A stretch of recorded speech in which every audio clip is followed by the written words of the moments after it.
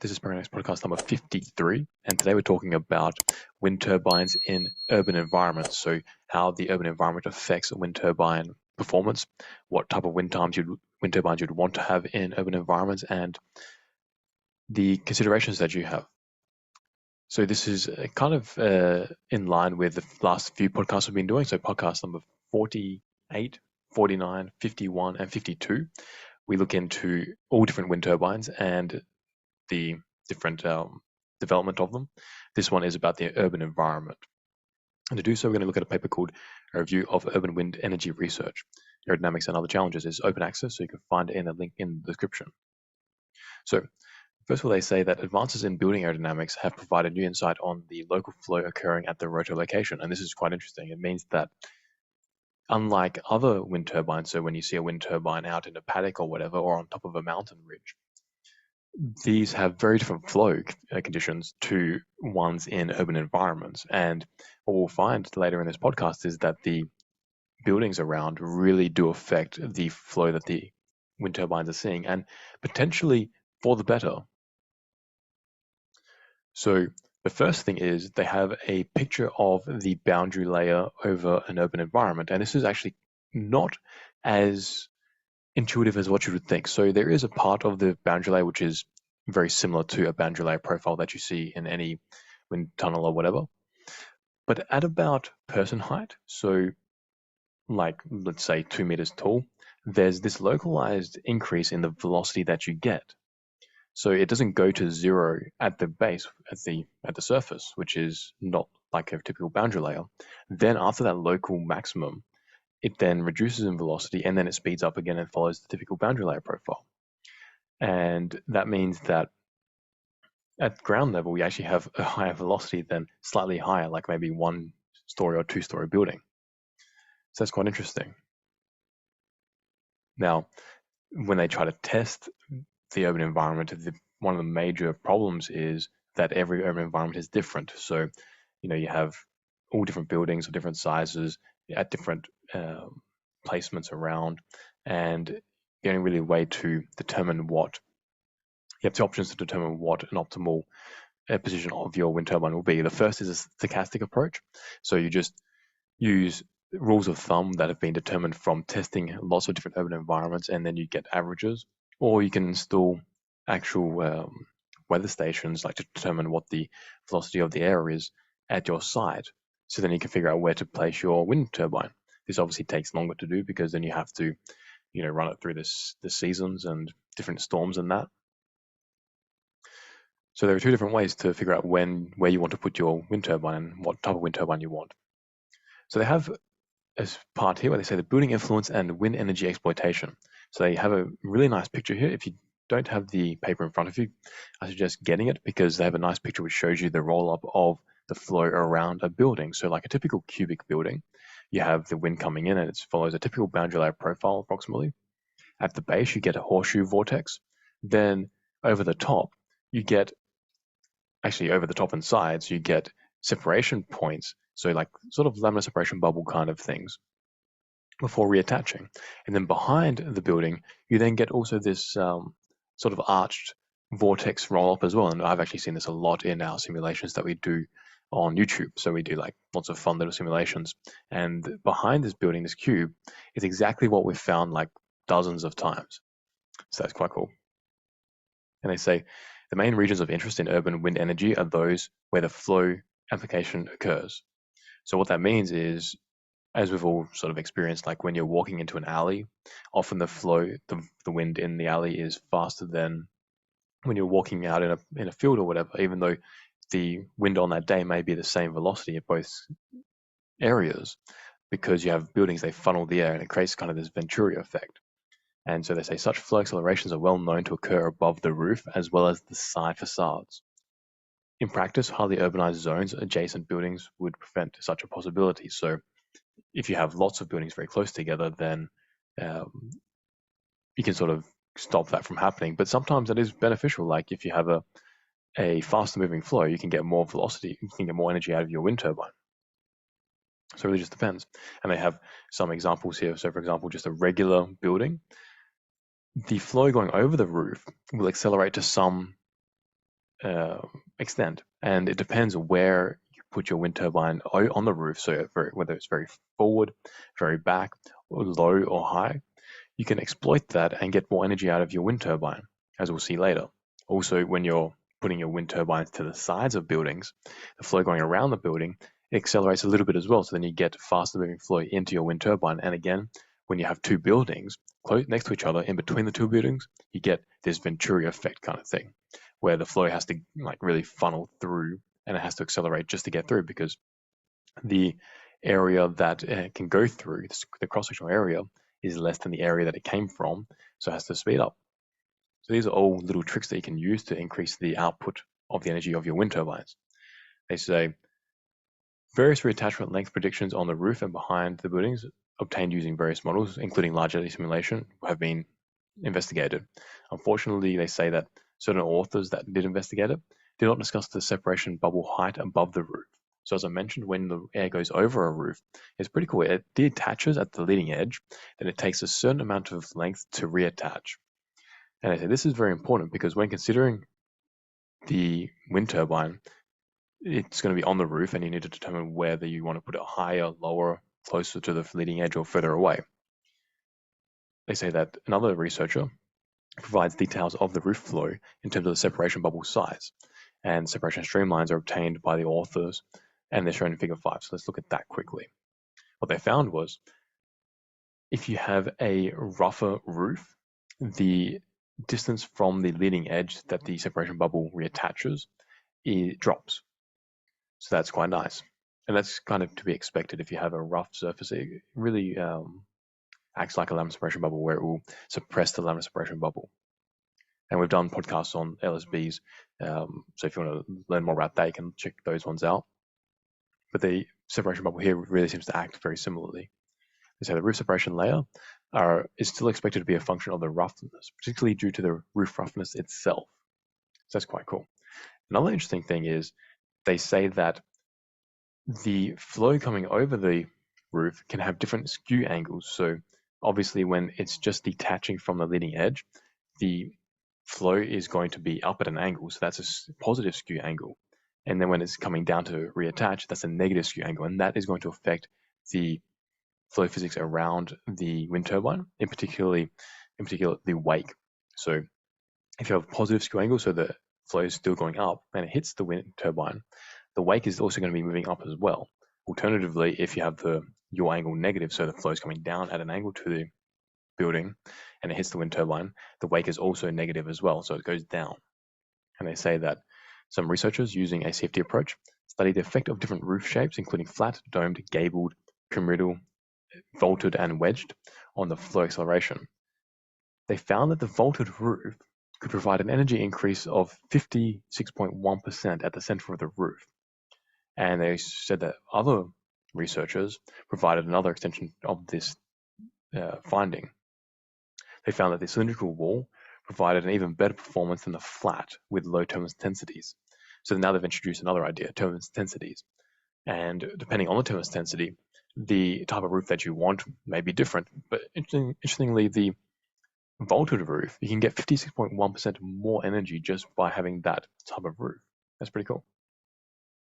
Now they move into horizontal axis wind turbines versus vertical axis wind turbines. Now in podcast number 51 and 52, I talk about them extensively, and I talk about what the benefits of horizontal axis wind turbines are compared to vertical axis wind turbines. So Horts instead of Vorts.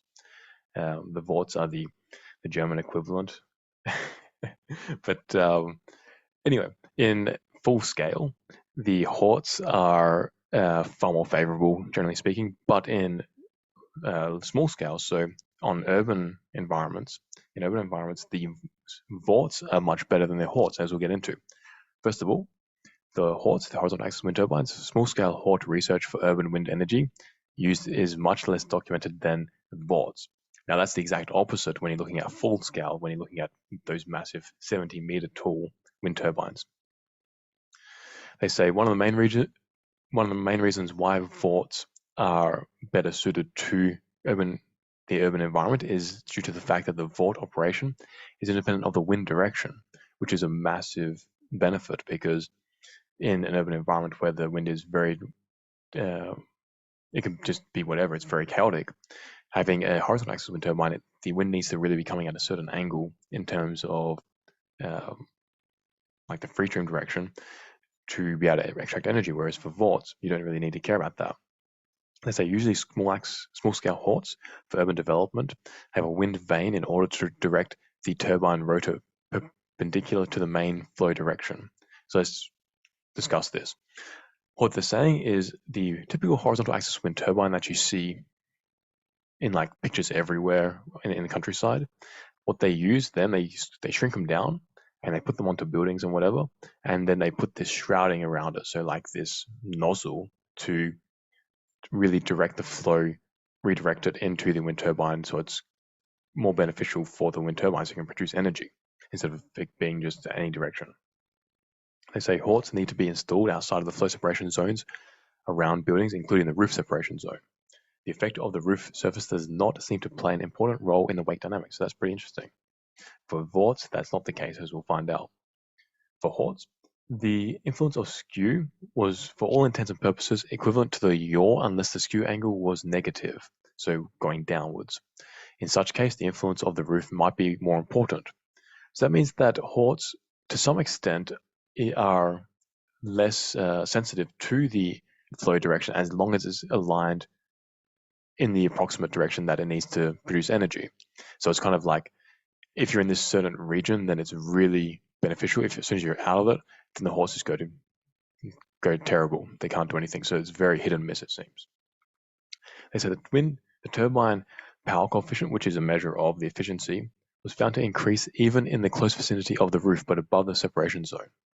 They say a contour of the resulting velocity magnitudes is shown in figure 7, so let's look at that. This is pretty cool. They have the building and the flow is going from right to left. I don't know why they did that. It should always be left to right because we read from left to right in English, so it's easier to comprehend in our minds. But anyway, it's from right to left. And what they find is that the flow going over the roof, obviously you get that separation point. And then there's a point where you're getting quite a high velocity of flow fairly close to the building. And then if you stick your rotor into that region, you can then increase the energy that you're getting out of the flow. They say since the wind resource is rather limited in urban environments, one of the main desirable features of the small-scale turbine is the minimum startup torque required, which is determined by what is commonly known as the cut-in wind speed. And I've talked about that in the last few podcasts about wind turbines. But what they say here is, so these two researchers, actually let me just quickly cover what this startup torque and cut-in wind speed is. So what this means is, if you want to know more, check out those podcasts, but just in a nutshell, if you have a wind turbine, to get the blades moving, you need to have a certain amount of wind, a certain velocity. If you don't have that, then the blades will just stay still. So that's the cut-in wind speed or the cut-in torque or the startup torque. So they say these two researchers, Wright and Wood, have performed field studies on small-scale Horts and showed that most of the starting torque is contributed by the root of the blade. That's interesting. However, most of the power generated is then contributed by the outboard regions of the blade. So that's interesting. It means that the root of the wind turbine is really contributing the most torque to actually getting it started. And then once it starts, the rest of the blade kicks in and produces the energy that you want. Now, for large-scale wind energy studies, which is when they're out in the field, the certain wind tunnel studies have been performed on small-scale rotors, but there's always been a discrepancy in terms of Reynolds numbers. And again, I talk about that in the other podcasts. One of the main problems is obviously when you shrink it down, you need to increase the speed, but then when you increase it too much, you then get compressibility effects. So one way to get Reynolds number similarity, like it's not technically Reynolds number similarity, but similar flow physics, is by making the blades rougher, the surface of the blades rougher. That can then trip the boundary layer into a more turbulent boundary layer, which approximates a higher Reynolds number. And again, I've talked about how turbulence densities and Reynolds numbers are related in other podcasts. Check them out. I'm not going to go into it here, but that's just in a nutshell. So in these large-scale wind turbines, the research has been a little bit incomplete simply because it's just really difficult to get Reynolds number similarity in a wind tunnel for it. But when looking at urban environments, the wind turbines are much smaller, so that means you can put them into wind tunnels, and then you can get Reynolds number similarities, which means you don't have that problem. That's really good. It means you don't need to worry about all these little, how should I call them? Little fudge factors that you have to implement to get some sort of semi-accurate result. You don't have to do that with the urban environment, so that's very nice. So before we go any further, I just want to say to make sure to check out some instruments that we do here, in particular the Atmosphere Hawk. If you're an experimental aerodynamicist or even a CFD aerodynamicist and you're using validation data from experiments, you need to make sure that those experiments, you know the density of the area that you're using in them. If you don't know the density, then you're going to get about a 2 to 4% error in your results, and that's not good. It means that your Reynolds number is going to change by about 5 to 10% on any given day, and then between seasons even more. Your lift and drag coefficients that you measure in your forces are going to be very different, up to 10% as well. That means that your results are not going to be the highest quality, and to find trends is going to be very difficult. So our Atmosphere Hawk accurately measures the temperature, barometric pressure, and humidity to give you a very accurate density. It puts it onto a large screen so you can see it anywhere in your wind tunnel, and you can factor that into your calculations while you're doing your experiment, so you can get the right values straight up. You don't have to waste all this time in your wind tunnel fiddling around with stuff, then going back to your computer and doing the post-processing and finding out, oh, this data sucks, I need to go do it again. You just do it straight away, right the first time with our Atmosphere Hawk, the instrument. So check that out, link in the description. Now let's move on to vertical axis wind turbines. So I mentioned that Vorts are better for large scale, Vorts are better for small scale. Let's cover why Vorts are. So they say Vorts fall into two main categories, Darius and Savonius. In podcast number 51, I go through in detail the differences between these two, but just briefly, the former, so Darius, is usually considered a lift type of rotor. So it generates lift to move the blades. On the other hand, the Savonius rotor is a drag type rotor, so it uses drag to move the blades. And the flow physics is very different. The efficiencies that you can get out of them are very different again. So they have two fundamental different ways of operating. Now moving on, they say the bound circulation of a Vort blade varies along the blade as a result of the non-uniform induction field, and also varies in time due to the rotation of the blade, causing a windward and leeward motion, which changes the angle of attack periodically. Okay, this is a really dense sentence that they have. Let's break it down. The bound vortex on a Vort blade. So let's talk about bound vortex, because this is a very unintuitive property of any lifting surface, and it's effectively mathematical in essence, but I'm going to try to explain it to you briefly what it is in an intuitive way. So intuitively, it's effectively how much this lifting surface is changing the direction of the flow. In mathematical speak, it's line integral of it's a bound line integral over the blade. But that doesn't mean much to you because it's not intuitive. Intuitively, it's just really how much the blade changes the flow direction. And that's related to lift. So the greater the circulation, the greater the lift that you produce. Now, it goes to a certain extent where high circulation is good. Once you get past a certain amount of circulation, then you can start increasing drag a lot because the induced drag skyrockets. So there's this balancing act. Now, with the rest of this sentence, they say the bound circulation, as I've mentioned, on a Vort blade varies along the blade as a result of non-uniform induction field, and also varies in time due to the rotation of the blade causing a windward and leeward motion, which changes the angle of attack periodically. What that means is when the blade goes around, you're producing a different amount of lift, you're producing a different amount of circulation, and that changes the effective angle of attack of the oncoming flow, because the circulation affects the flow, like it induces flow around it and changes the angle of attack slightly. It's a very complex phenomenon, and you can spend years and decades understanding it, but just generally speaking, the circulation will manipulate the flow around it, the bound circulation, which will then change the angle of attack, the flow coming in at a certain angle, and that will change the angle of attack of your blade. What's more, with these blades moving around in the Vorts, because they move around a central axis which is straight up, they have different angles of attack as they go around, and so that changes circulation as well. They say the variation of bound circulation along the blade gives rise to trailing vorticity, which is true. As I mentioned, circulation affects induced drag, and induced drag is related to the vortex that you form, the vorticity. So trailing vorticity is a direct function of the circulation that you have and how it changes more accurately. Again, this is a very complex topic, and I hope that I explained it in a nutshell to you well. If I haven't, let me know in the comments, and I'll try to do better either in the comments, or maybe I might do an entire podcast about it. I don't know. But hopefully I did it justice here. So they say in the wake, self-interaction of this vorticity field results in complex wake kinematics. So in other words, when you get this vorticity being shed and also this changing in vorticity and changing along the span, this all interacts and then it creates this very complex wake.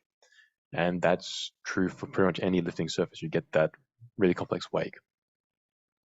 And they have a nice figure here that some researchers have gone through stereo PIV from a Vort. And you can see that there's this periodic shedding of vorticity off of the blades. And on one side, it's in a certain phase. On the other side, it's completely out of phase. So like on one side, it sheds one vortex. Then the next instant in time, it sheds the next vortex on the other side and keeps flipping and flopping back and forth.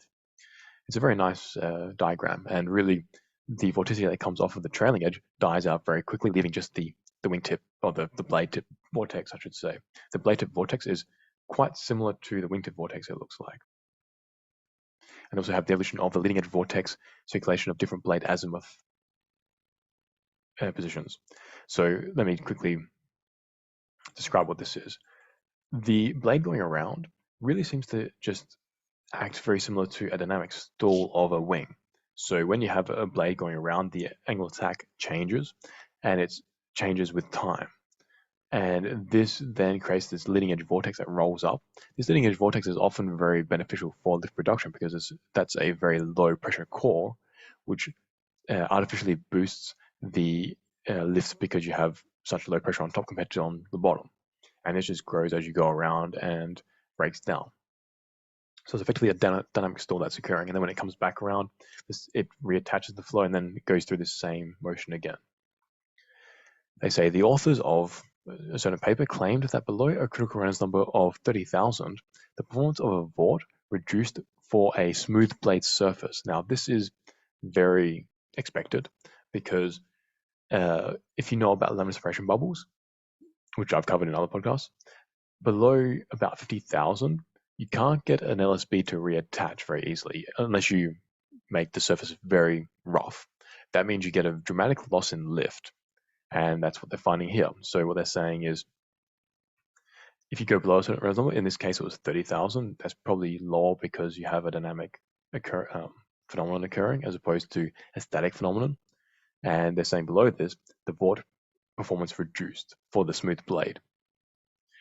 They said that beyond the critical Reynolds number of 30,000, the performance improved with a rough surface finish of the blade, which makes sense. So if you have, let's say, 10,000 or 20,000 Reynolds number, you want to roughen up those blade surfaces to trip the boundary layer to get rid of the laminar separation bubble that forms. And that way you can continue to produce high lift at low Reynolds numbers. And this is quite interesting because it's very akin to dragonfly wings. So dragonfly wings, they operate at about 50,000 to 70,000 Reynolds number. And in nature is amazing.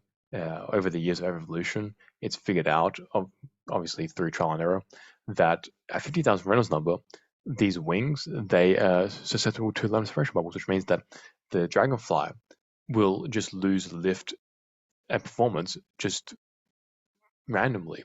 So to overcome this problem, the dragonfly wings are actually crinkled. So imagine getting a piece of paper and just scrunching it up and then pulling it back out, and you have all those ridges left. That's what a dragonfly wing is like, and that's to get rid of to turbulate the flow over the surface to get rid of the laminar separation bubble. So that is amazing. And then what they're saying here is effectively the same thing. They probably don't know that they're doing the same thing that dragonfly wings have done, but they are, which is convergent evolution, you could say.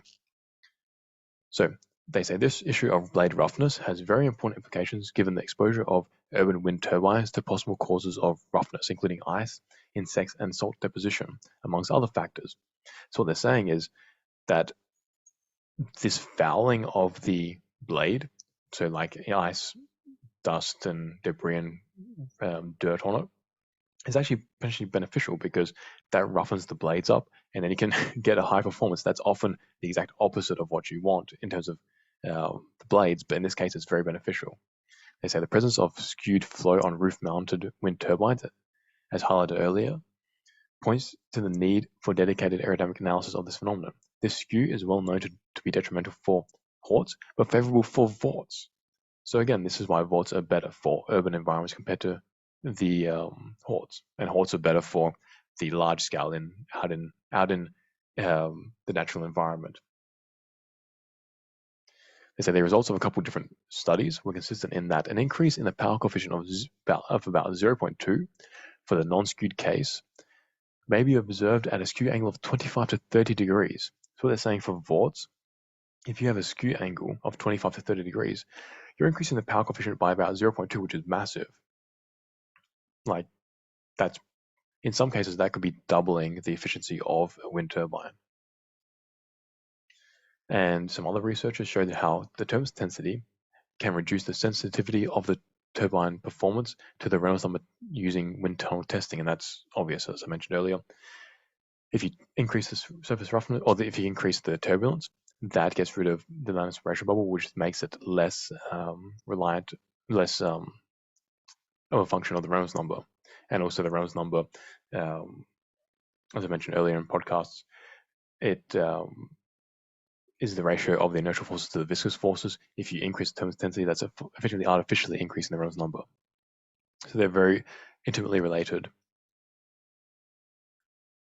So they found that, and other researchers have found that there is some improvement in performance with high turbulence levels compared to very low turbulence levels by 0.5%. So the turbulence density can increase wind turbine performance. They also said the authors claimed that the startup of the wind turbine was improved as well with increasing turbulence density, which makes sense as well, because if you have a very low wind speed, you're going to get low aspiration bubbles, as we mentioned earlier. They're detrimental to wind turbine performance. So by having higher turbulence density, you get rid of the LSBs and improve the startup with lower cut-in frequency, lower cut-in speeds. So that's wrapped up quite nicely there. So at high velocities, greater than 8 meters per second, the power coefficient was found to be smaller than that for the no turbulence case. This was attributed by the authors to gusts, which caused furling. Now, let's look at rotor design. They say some authors, Lauren and buddies, performed an optimization analysis on position, blade number, and circumferential length of a horizontal Savonius rotor. Interestingly enough, the paper proposed a synergistic approach where the building was included within the simulation. And this is interesting. What they're saying is that when you're determining what rotor design should have, you need to factor in the building as well, because the building aerodynamics does impact the rotor. They interact with each other. So that's quite a big step forward in terms of the thinking and design process. Now, perhaps the most interesting and well-researched solution to improve the performance of urban wind turbines is a shrouded rotor concept. And this is quite interesting. I mentioned this briefly earlier. By employing a diffuser all around a Vort rotor, a flow acceleration and therefore increase the mass flow rate through the rotor may be obtained.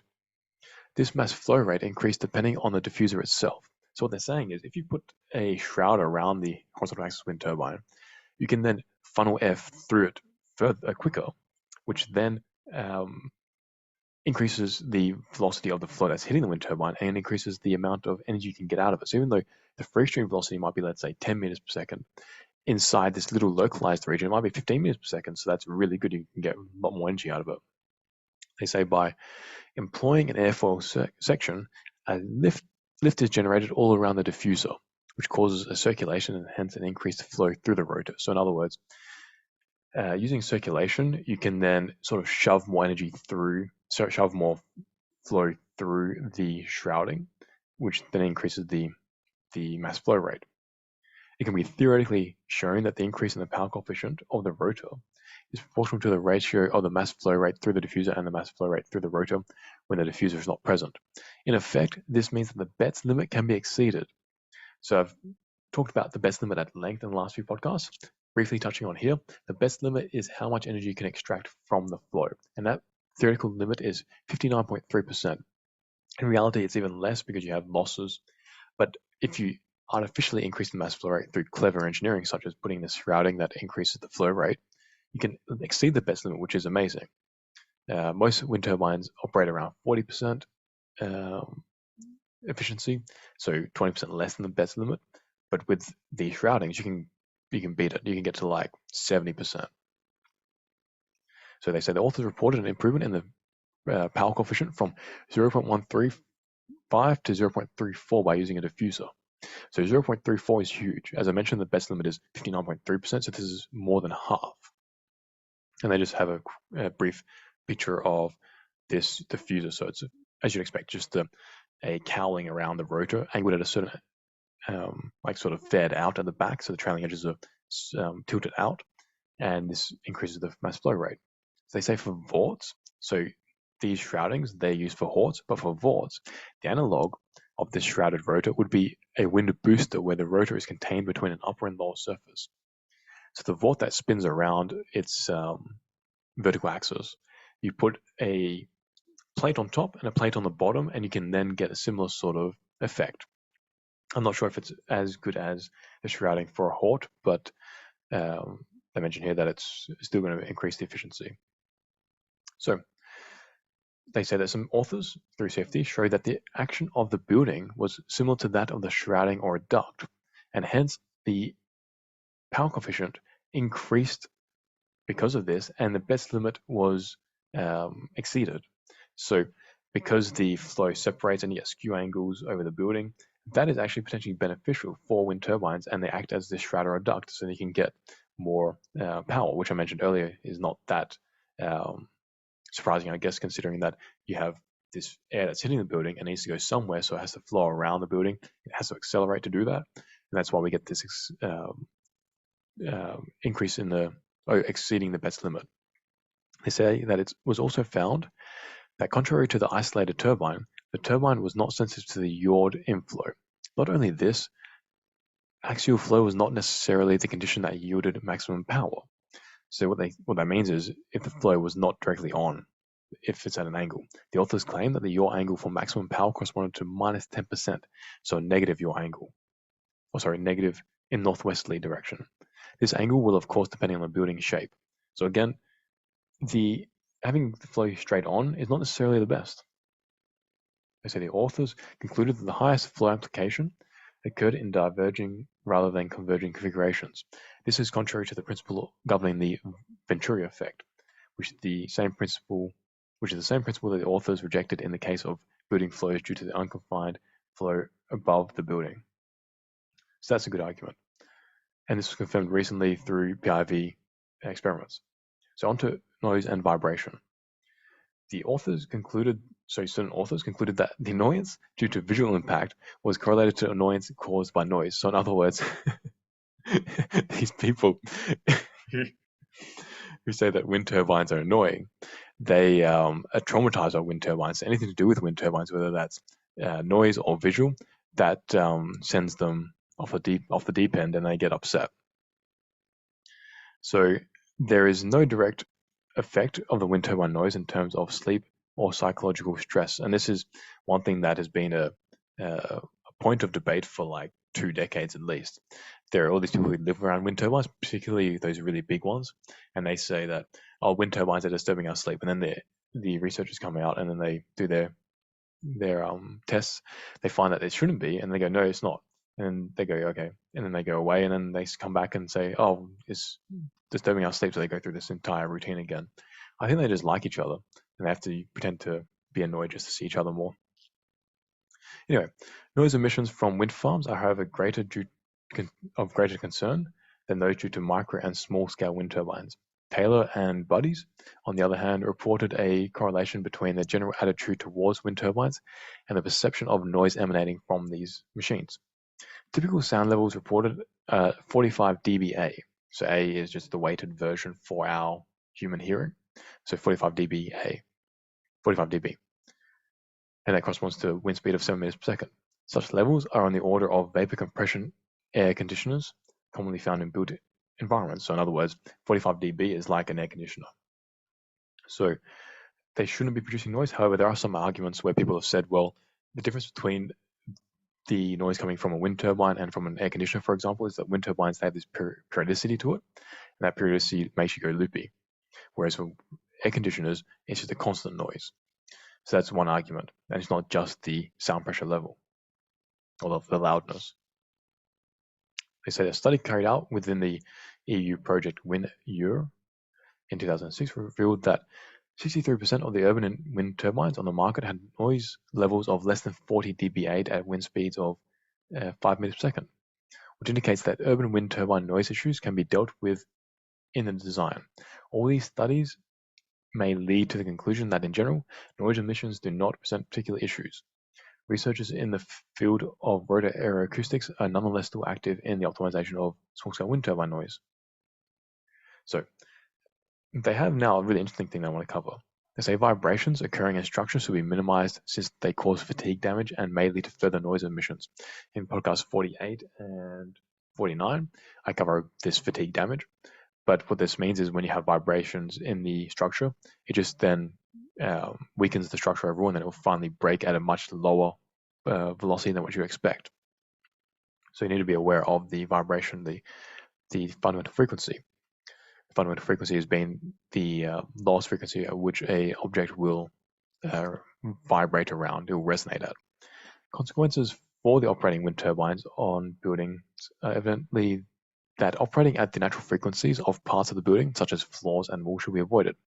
Now they have this really cool equation where it links the fundamental frequency to the height of the building, and it's very simple. All it says is the fundamental frequency can be approximated as 46 divided by the height of the building in meters, I'm assuming.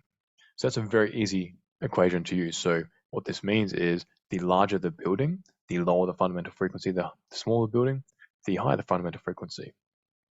And I just like it because the equation is so tight. It's like such an easy equation to boil down to. So that's the end of this podcast.